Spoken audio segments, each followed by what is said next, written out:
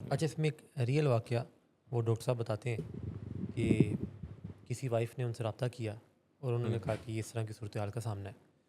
तो डॉक्टर साहब ने मशवरा दिया कि आप ऐसा करें कि अगर वो इस तरह से पास आउट होते हैं तो आप उनको बेड पे लाके आपने नहीं लिटाना। हुँ, उन्होंने एक दिन इस तरह ही किया। तो उनके हस्बैंड ने उनको कहा कि ये तुमने क्या किया?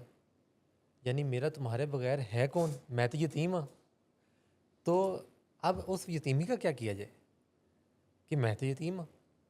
यानी कोई जो प्यारा है वो तो कहता है फिर मैं तो चलो नशा करदा ही करदा, हुँ। आप लोग तो अपना प्यार ना कम करें।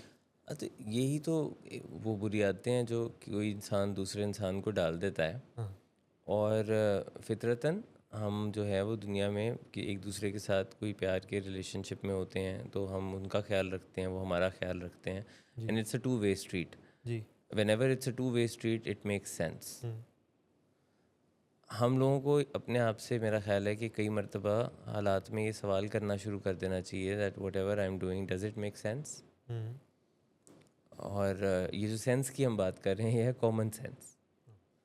ठीक। So if any relationship in the world is a two way relationship then it makes sense. ठीक है। But one way relationships don't.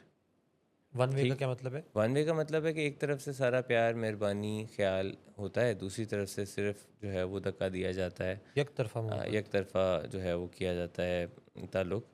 और इसमें वक्त के साथ साथ क्या होता है कि जो प्यार करने वाले होते हैं उनका बढ़ता जाता है, जो नहीं करने वाले होते हैं उनका और कम होता जाता है।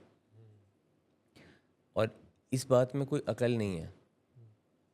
तो जब ये जो आप वाक़या बता रहे हैं उसमें अगर किसी की बेगम ने ऐसा किया कि उसको नहीं उठा के ज़मीन से बिस्तर पे डाला और उसने कहा कि मैं तो फिर यतीम हूँ, ये आहिस्ता आहिस्ता आदत पड़ी थी उनको।